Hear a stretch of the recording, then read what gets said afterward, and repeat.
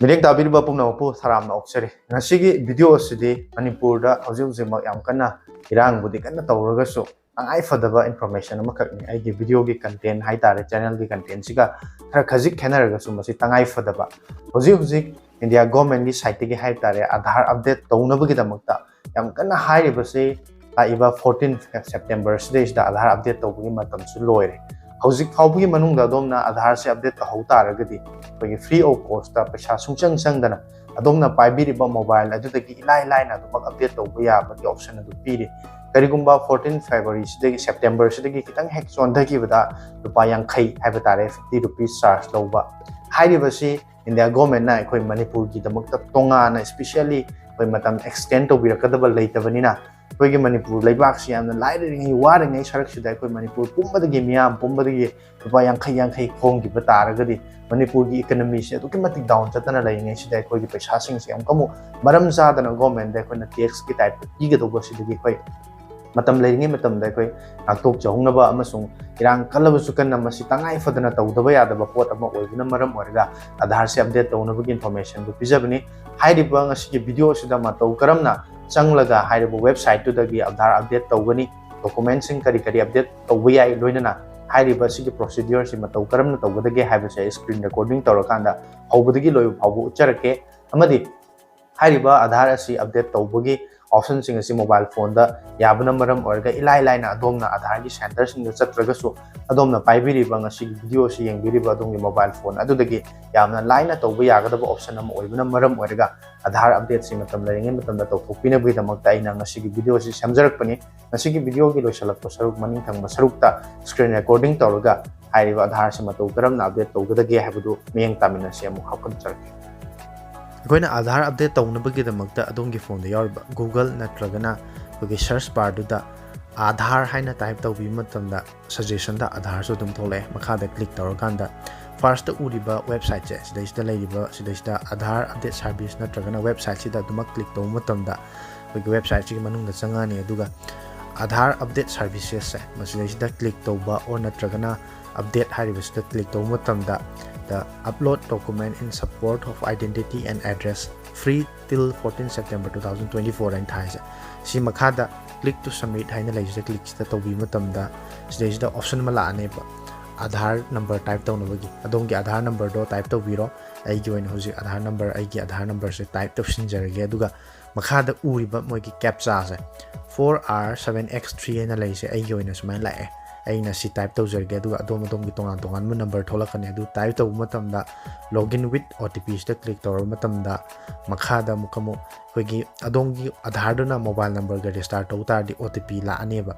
aduga restart taw daba ta oitaragadi adom Aadhaar center da chatlakanda restart taw daba yararoi aduna ai gi oina di OTP la amina hojiki hariba OTP 455107 se ai click tawrakanda login sida number matamda page ama mo anouba page ama mo hangani haiba anouba page da thola matam sida koi sida guidelines of uploading documents sai thole da magi size amasung karamba format oigadam no makhada kogi documents address proof na identity proof se kari disable identity card driving license gender expectation gi card India gi passport or yare kisan photo passbook adadi MGNRE GS ki mayamna job card hai khangna budo adadi koi gi marksheet kumba certificate kumba school college ki marriage certificate adadi name exception the pan card yare duga koi gi bank ki passbook kumba or yare RBI ni categorize to ko duga pensioner le gana pensioner singi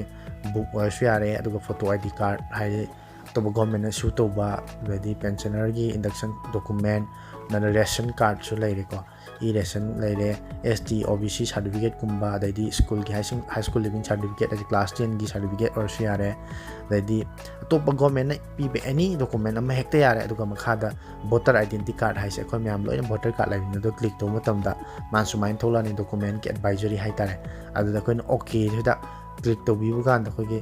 magi option do mukla ane haiba click to but matam sida makhada upload da continue to upload sida mu click to birani click tꯧba matamda adongi gallery dagi media pickers da click tꯧba matamda adongi gallery yauriba photo haigadra hana dagi photo kapa thamaba khoi voter card natraga atopa driving license kumba dum yare ade makha tang bagi sidai mo aina click tawri sina mo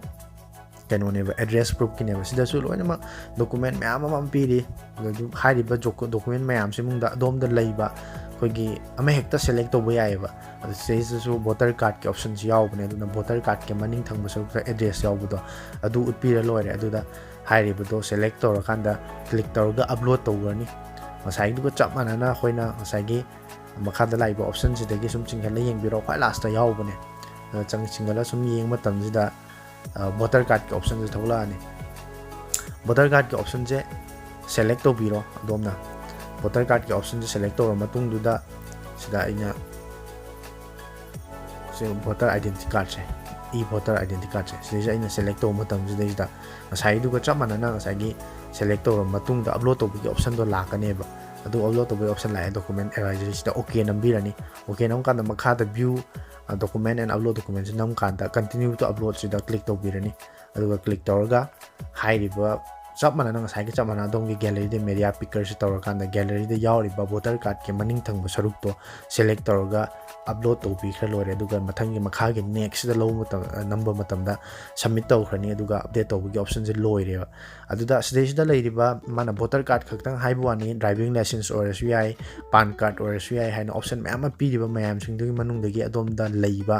adongi job card ke da yauba or SBI bank passbook or SBI any document ama adongi address yauba ma update to matam da sai matom ta update to yakrani the guidelines da piri se mana hai se photo natraga document gi size se 2 MB dagi heloidabni aduga format sina JPEG PNG natra PDF or SBI PDF or SBI